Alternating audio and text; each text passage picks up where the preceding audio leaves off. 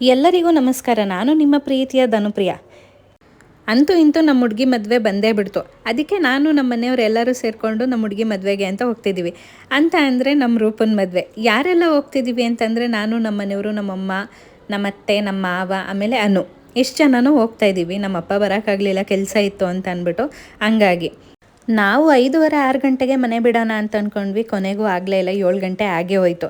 ರೂಪ ಅಂತೂ ಒಂದು 10 ಸತಿ ಫೋನ್ ಮಾಡಿದ್ಲು, ಎಲ್ಲಿದ್ದೀರಾ ಬರ್ತಿದ್ದೀರಾ ಇಲ್ವಾ ಅಂತ ಅಂದ್ಬಿಟ್ಟು.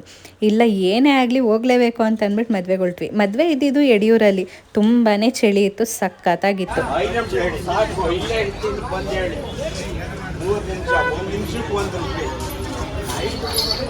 ಸೂಪರ್ ಮಿಷಿನ್ ಕಟಿಂಗ್ ಅಣ್ಣ, ಕೈ ಕಟಿಂಗ್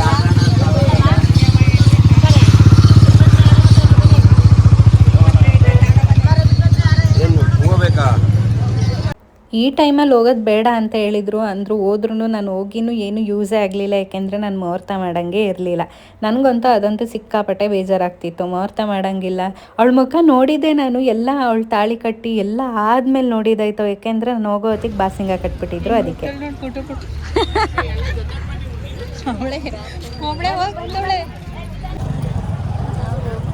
ಅವಳಿಂದೆ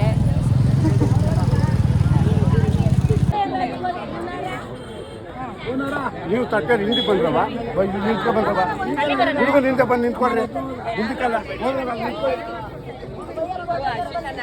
ಪಕ್ಕ ನಿಂತ್ಕೊಳ್ಳಿ. ಅಲ್ಲಿ ಇವೆಲ್ಲ ತಟ್ಟೆ ಸಾಮಾನು ಎಲ್ಲ ಫೋಟೋದಲ್ಲಿ ಬಿಡ್ರಿ ಸ್ವಲ್ಪ. ದೇವಸ್ಥಾನದಲ್ಲಿ ಮದುವೆ ಇದ್ದಿದ್ದ ಕಾರಣ ತುಂಬ ಜನದ ಮದುವೆ ಇತ್ತು ಅವತ್ತು. ಸಿಕ್ಕಾಪಟ್ಟೆ ಜನ ಇದ್ದರು. ನಾನಂತೂ ಹೋಗೋಕ್ಕಾಗೋದಿಲ್ಲ ಅಂತ ಅಂದ್ಬಿಟ್ಟು ಅನ್ನು ಕೈಯಲ್ಲಿ ಫೋನ್ ಕೊಟ್ಟು ಕಳಿಸಿದ್ದೆ, ವಿಡಿಯೋ ಮಾಡ್ಕೊಂಡಾದ್ರು ನೋಡ್ತೀನಿ ಅವ್ರನ್ನ ಅಂತ. ಸಿಕ್ಕಾಪಟ್ಟೆ ಜನ ಇದ್ದರು. ನೀವೇ ನೋಡ್ತಿರ್ಬಿಟ್ಟು ಎಷ್ಟು ಜನ ಇದ್ದಾರೆ ಅಂತ. ಅವ್ರು ಎಲ್ಲಿದ್ದಾರೆ ಅಂತ ಹುಡ್ಕೋತಿಗೆ ಸಾಕಾಗೋಯ್ತು. ಇವಳಂತೂ ಅಲ್ಲೇನೂ ಎಗ್ರಾಡ್ತಿದ್ದಾಳೆ ರೂಪ. ಎಲ್ಲರಿಗೂ ನಡೀರಿ ಮುಂದಕ್ಕೆ ಹೋಗೋಣ ನಡೀರಿ ಅಂತ. ಅಷ್ಟು ಜನ ಅಂದರೆ ಜನ ಇದ್ದರು. ಕೊನೆಗೂ ಅವಳ ಮುಖ ನೋಡೋಕ್ಕೆ ಆಗಲಿಲ್ಲ ಅನ್ನೋದೇ ನನಗೆ ಬೇಜಾರು. ಏಕೆಂದರೆ ಬಾಸಿಂಗ ಕಟ್ಟಿದ್ರಲ್ಲ, ಅದಕ್ಕೇ.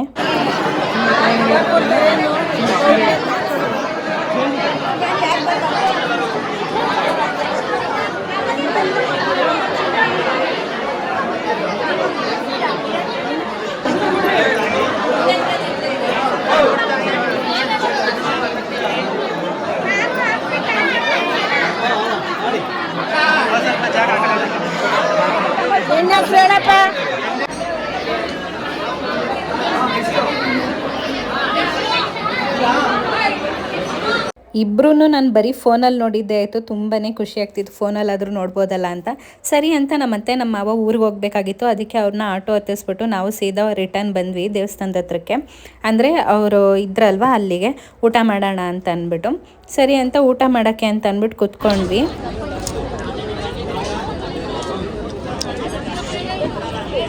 ಊಟ ಎಲ್ಲ ಮುಗಿಸ್ಕೊಂಡು ಅದಾದಮೇಲೆ ದೇವಸ್ಥಾನದ ಹತ್ರ ಬಂದ್ವಿ. ದೇವಸ್ಥಾನ ನೋಡೋಣ ಅಂತ. ದೇವಸ್ಥಾನ ತುಂಬ ರಶ್ ಇತ್ತು, ಒಳಗೆ ಹೋಗೋಕ್ಕಾಗಲೇ ಇಲ್ಲ ನಾವು. ಅದಕ್ಕೆ ಈಚೆನೇ ಪೂಜೆ ಮಾಡಿಕೊಂಡು ಅಲ್ಲೇ ನಮಸ್ಕಾರ ಮಾಡಿಕೊಂಡು ಇದ್ವಿ. ನಿಜ ತುಂಬ ಚೆನ್ನಾಗಿತ್ತು ದೇವಸ್ಥಾನ. ಆದರೂ ಒಳಗೆ ಹೋಗಬೇಕಾಗಿತ್ತು ಅಂತ ಅನ್ನಿಸ್ತು, ಆದರೂ ಆಗಲೇ ಇಲ್ಲ. ಇಬ್ಬರು ಅಂತೂ ತುಂಬಾ ಚೆನ್ನಾಗಿ ಕಾಣ್ತಾ ಇದ್ರು. ಇವ್ರ ಕಡೆ ಏನೇನೋ ಶಾಸ್ತ್ರ ಮಾಡ್ತಿದ್ರು, ಅದು ನೋಡ್ಕೊಂಡು ಕುತ್ಕೊಂಡ್ವಿ. ಆಮೇಲೆ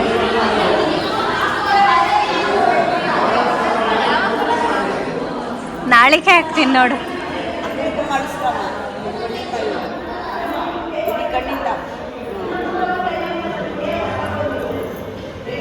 ಕಾಣಿಸ್ತಾನೆ ಇಲ್ಲ.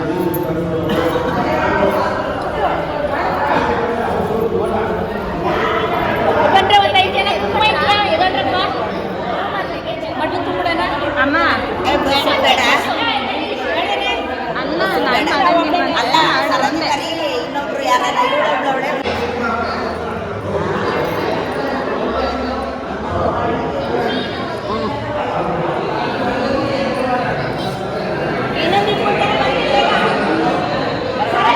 ಅವ್ರ ಕಡೆ ಶಾಸ್ತ್ರ ಎಲ್ಲ ಮಾಡಿ ಮುಗಿಸಿದ್ರು. ಅದಾದಮೇಲೆ ಕಾಲಿಗೆ ಬೀಳ್ತಾಯಿದ್ಲು. ನಿಜವಾಗ್ಲೂ ನಂಗೆ ನಂಬಕ್ಕೆ ಆಗ್ತಾಯಿಲ್ಲ ನಮ್ಮ ರೂಪನ ಮದುವೆ ಆಗೇ ಹೋಯ್ತು ಅಂತ.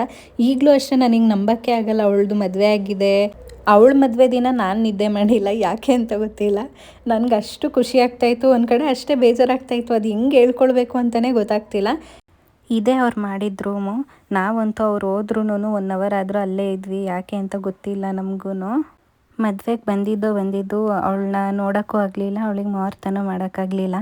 ಹಂಗೇ ಮಾತಾಡ್ಕೊಂಡು ಕೂತಿದ್ವಿ. ಸರಿ ಅಂತ ಅಲ್ಲಿಂದ ನಾವು ಹೊರಡೋಣ, ಇನ್ನೇನು ಟೈಮ್ ಆಯಿತು ಅಂತ ಅಂದ್ಬಿಟ್ಟು ಸ್ವಲ್ಪ ರೆಸ್ಟ್ ಮಾಡಿ ಅಲ್ಲಿಂದ ಹೊರಟ್ವಿ.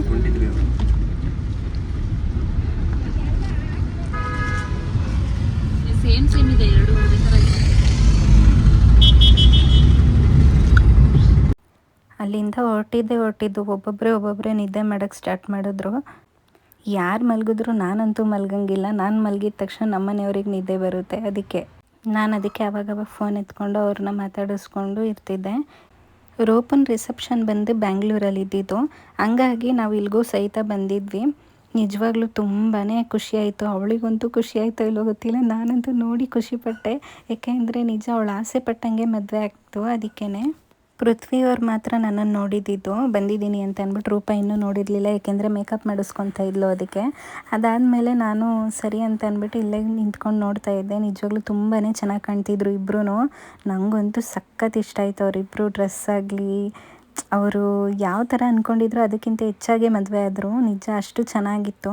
ನಾನು ರೂಪ ಮಾತಾಡ್ಕೊತಾ ಇದ್ವಿ ಯಾವಾಗ್ಲೂ, ನಮ್ಮ ಮದುವೆಲೂ ಈ ಥರ ಯಾರಾದರೂ ಡ್ಯಾನ್ಸ್ ಮಾಡೋರು ಇರಬೇಕು, ಚೆನ್ನಾಗಿರುತ್ತೆ ಅಂತ ಅಂದ್ಬಿಟ್ಟು. ಅದು ಹಂಗೆ ಆಯಿತು, ಅವಳು ಆಸೆ ಪಟ್ಟಂಗೆ.